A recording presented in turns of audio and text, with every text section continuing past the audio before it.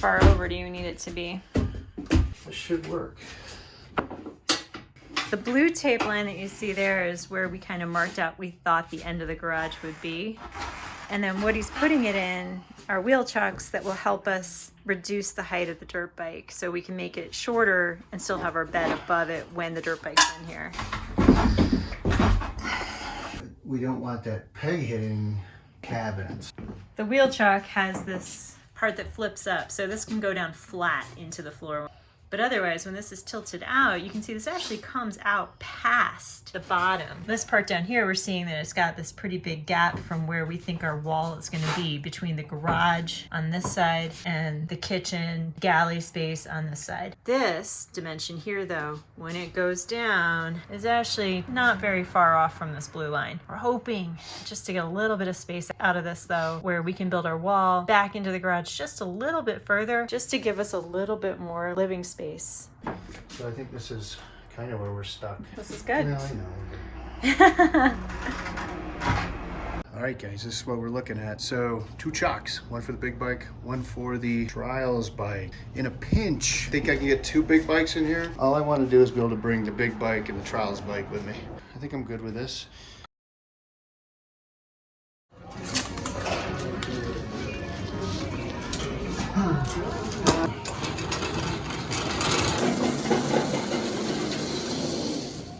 As you saw yesterday, we were test fitting dirt bikes in here.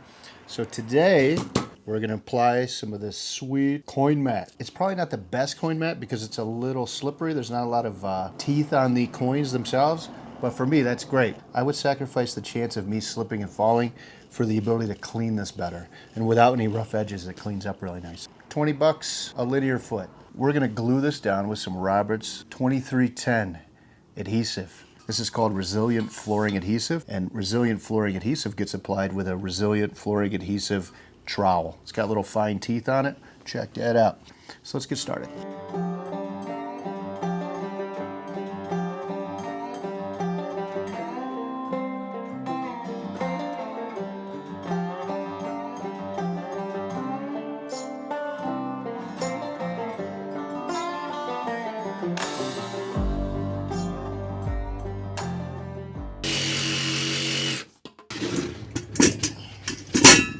Boom, baby.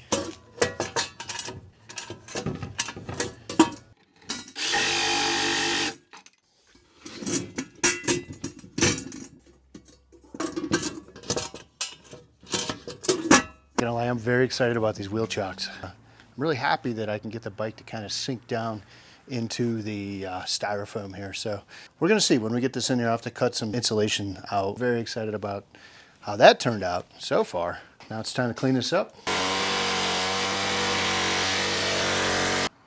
I think I'm gonna go over this with a sander, make sure it's roughed up enough. This is a kind of a slippery surface. I wanna make sure the glue holds. I don't know if it's necessary, but an ounce of prevention is worth a pound of cure, they say. So I'm gonna do it anyway.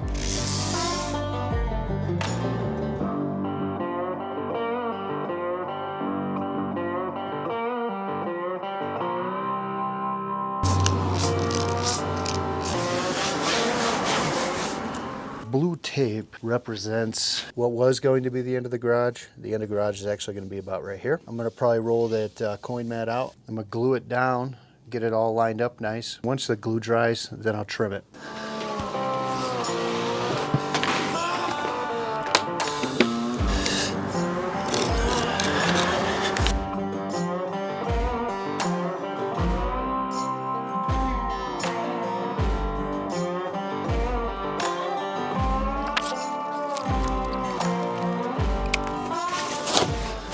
I have a feeling it's gonna rain. I may have to move this operation inside. I'm gonna start troweling this on. I'm gonna put half on, I'm gonna trowel half on, circular patterns. To get the coin mat started and lined up the way I want it on the end down here, roll it out a little bit and then trowel the rest, lay it down. You have 25 minutes from the time that you start troweling to get the floor down. So I'd work in half sections if you're not quick. I've never worked with this stuff. But you know what, I'm gonna put some gloves on. Good times. Stuff is like coconut lotion consistency. Oh yeah, it's good times. Oh, it smells good. It's like paint. Some down.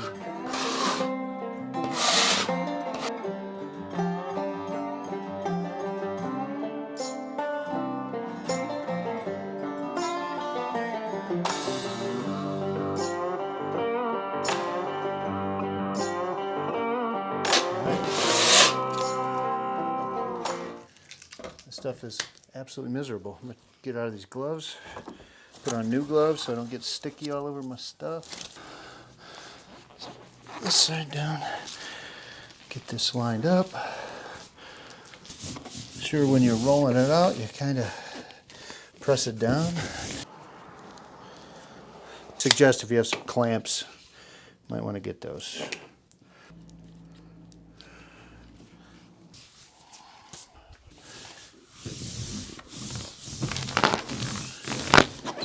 Spread it on there. Get that smushed down into all those little circles you made and hope for the best.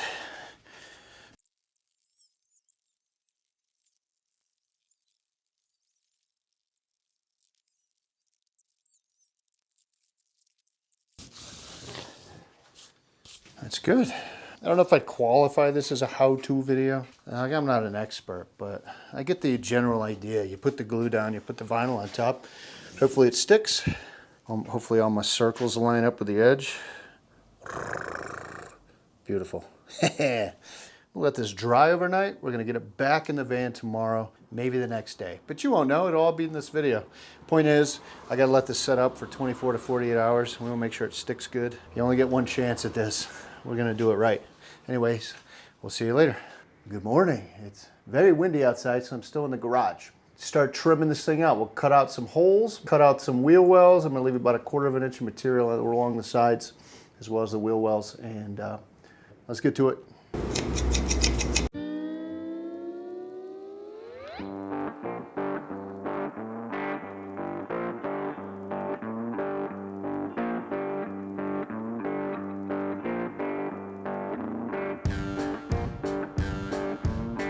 Grip strength is increased dramatically after that.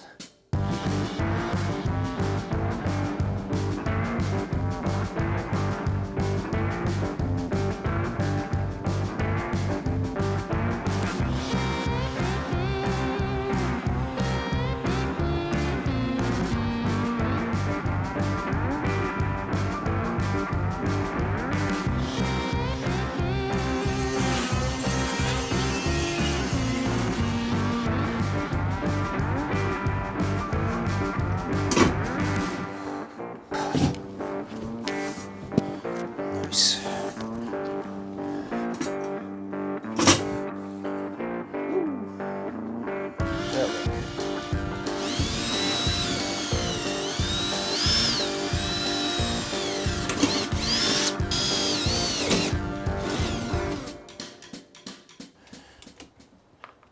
I'm gonna go into the van and put some bolts in. I'm not taking you under there with me. It's gross. What are you doing? Cutting holes. Oh, it's a miracle.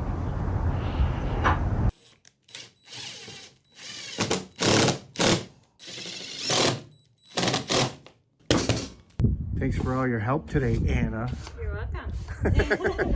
You're only sweeping because you feel guilty, I hope. No, you asked me to. Because you should feel guilty. No, I'm just kidding. I don't know if you could hear that. My bike's running in the background. It's been 2 months since I started the thing. Because I got these wheel chocks in, if you could see them. They were a nightmare. I measured twice, should have measured 3 times. Because the bolt holes, 2 of them on one side came right down into the box frame. But I got it squared away. I used a hole saw, punched a couple holes in the bottom of the box frame, just enough to then thread a nut. But it took hours of cursing and swearing. I hope I never have to pull these out. I got some L channel brackets, some logistical channel brackets that I want to mount for my tie downs, but I want to get bikes in there, make sure that where the tie downs are, where the straps are going to be, are not going to interfere with my cabinet placement in here. I have a day to get this done. Tomorrow we're supposed to get a foot of snow. 2 days ago I was wearing shorts. This is Colorado.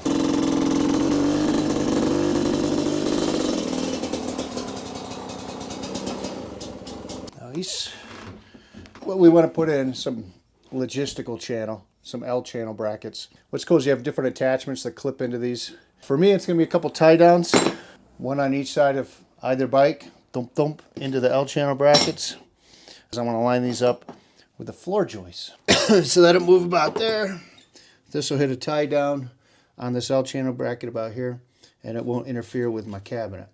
Unfortunately, I gotta go to Ace because I need some hardware. I need some long wood screws to hit my joists with these L brackets.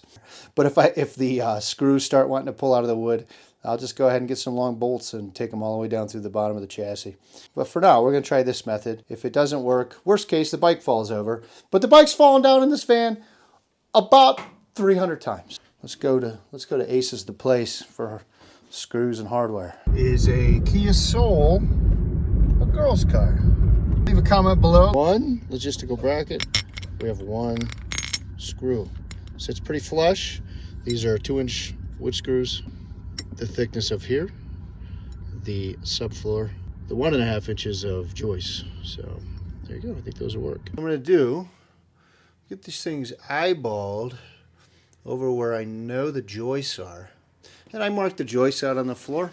And we are just lining the edge up with this guy.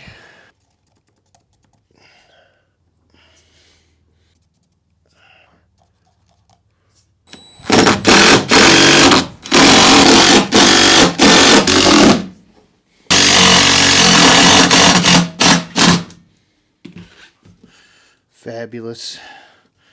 I do not have the tie-down accessories for this, so I'm going to stop the video here for a while, which again will be seamless to you because I'll just add it in right about. Amazon man came. Go put some of these in. It puts the circle in the hole, gives it a little twist of Rooney. Boom. Let's see if the bikes fall down. This is awesome. They're in there. They are not going anywhere. And then, the final piece of the puzzle. Is the door going to close? Oh my God. So we managed to use just about as much room as possible without destroying my door in the process. Probably about 27.5 inches from the highest point on these bars. So, it's not bad. 2 feet. 2 feet? I could sleep in a 2-foot cave. That's gonna be awesome. It's gonna be awesome. If you want to build a Motovan out of a Sprinter with a bed on top of it, you can do it. You just need something that goes all the way up to get out of your way to load the bike. That's the only thing that gets hard. It's like, yeah, for sure you could fit a bed right over top of this thing, but you need a way to put the bed up or otherwise move the bed so that you can walk the bike in. Otherwise you're gonna decapitate yourself trying to load the bike. If you like this video, please give it a thumbs up, subscribe, follow along with this build, ring the bell for those notifications of the build, and thanks for watching, guys. Leave a comment below if you got any concerns or ideas. I'm open. All right, bye.